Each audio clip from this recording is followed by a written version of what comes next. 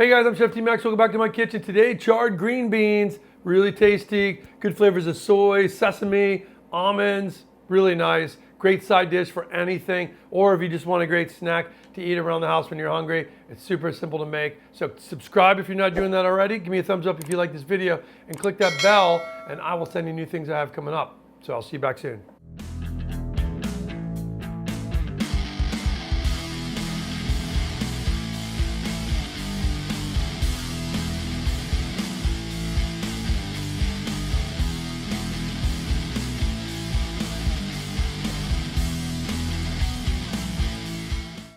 Okay guys, I'm back and I've got my cast iron pan here. I'm using a cast iron because I want to really char these. These are charred green beans.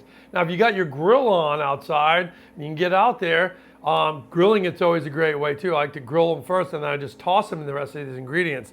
But I'm going to show you something to do it in like one pan like this. So we've got green beans here, nice picked green beans. We're down in Florida, so Florida's got beautiful green beans in the wintertime, and they've got nice crunch. I love them. I could eat them raw all day long. But normally in restaurants, what we do is we would blanch these, which blanches is putting them in boiling water, then shocking them in their ice water when they're cooked most of the way through. And that way we can cook them really quick. But you can see I've got a smoking pan here, and I'm going to show you how to do these without blanching those at home, okay? So first thing we're going to do is get the pan hot. Do not put the oil in there first. Get the pan charred hot first. That you do first. Now we're going to go right in with our green beans. No flavorings on there, nothing, right? Because now I want to put the char on there. You see those are going to start to char up. Now, while these are charring, I'm going to talk about some of the other ingredients. I've got some garlic here, some sliced garlic. So that's like 2 bulbs or 2 cloves of sliced garlic, okay? And we're going to put that in next because I like to put a little like kind of sear on the garlic as well. I'm going to add a little sesame oil in now too, okay, on top. Sesame can handle the high heat, and it's going to give us beautiful flavor. You can hear it crackling in there, right? And these are going to really like want to kind of spit everywhere, which is fine, right? They have a little bit of moisture in them, right? But really it's about frying these beans in this grapeseed oil. I like to use grapeseed oil and sesame oil. Okay, grapeseed can handle a high content, but if you have like a mixed olive oil, don't use your best extra virgin olive oil for this. Okay, you just want to char them. You can see they're starting to get. Can you see like how this one is starting to get charred? See that guy right there? Boom.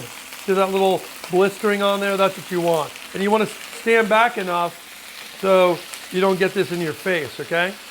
So I'm going to let them char a little bit more. Now, some of the ingredients we're going to go with next are, I've got some spicy chili here, right? This is a sambal chili. I'll put the link on there so you guys can find it online. And then I've got some Dijon mustard. That's going to go in there too. All right. And I'm going to put some pepper in there too. I've got a dark soy sauce. You can just use the regular soy sauce that you have in your house is fine. And then I've got some sweet, they call it sweet soy sauce. And this is kind of, or ketchup meunisse is another name for it. It's a soy sauce that's been reduced down with some molasses in it. So it's sweet. It kind of tastes like eel sauce if you've had eel sauce before, right? Or you could use eel sauce if you wanted to, okay?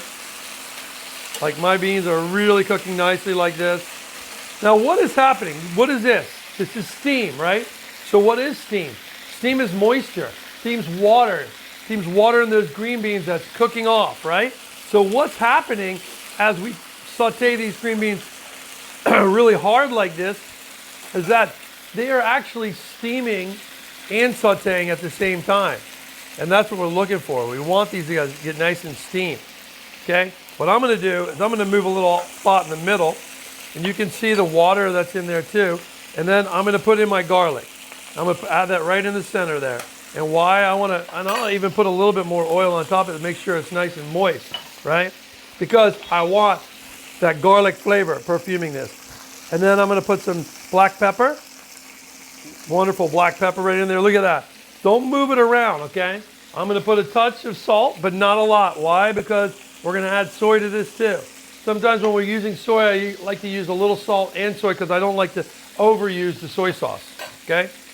Now my garlic is toasting there. We're just going to let it sit and kind of steam off. Your beans are really steaming nicely here. Okay? And then when I see my garlic start to get a little bit of golden brown, that's when I'm going to want to kind of move it around a little bit, and we're going to want to get rid of some of the direct heat on it. You see how it's starting to, can you guys see how that's getting dark brown now? That's where I want it. That means the garlic's not really raw anymore, and it's really kicked off its flavors in this. Now I can mix it around.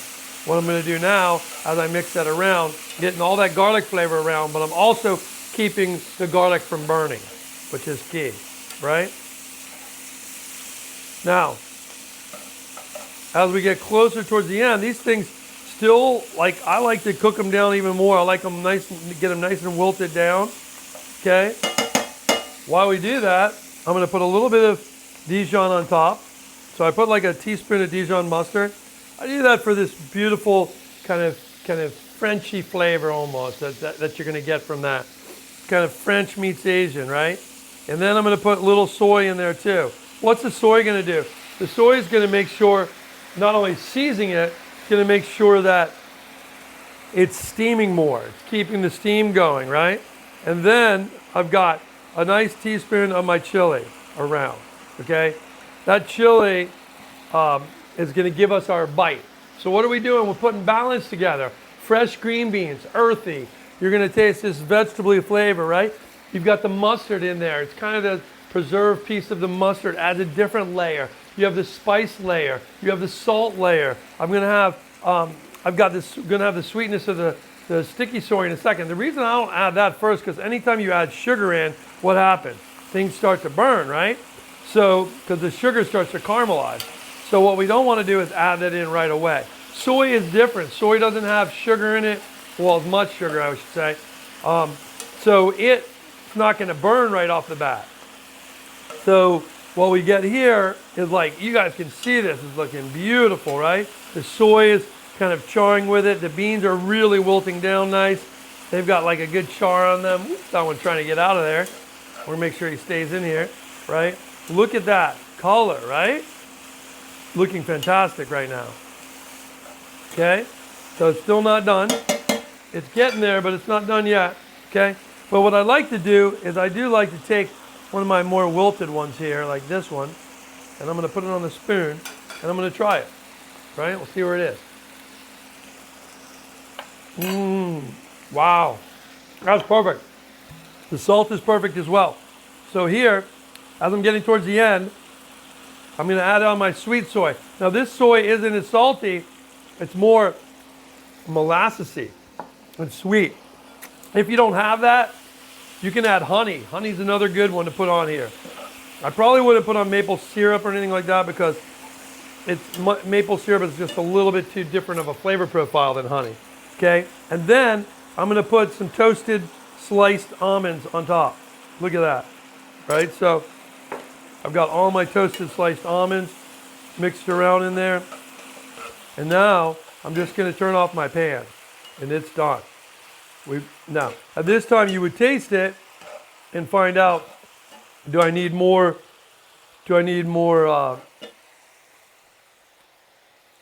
soy? Do I need more salt?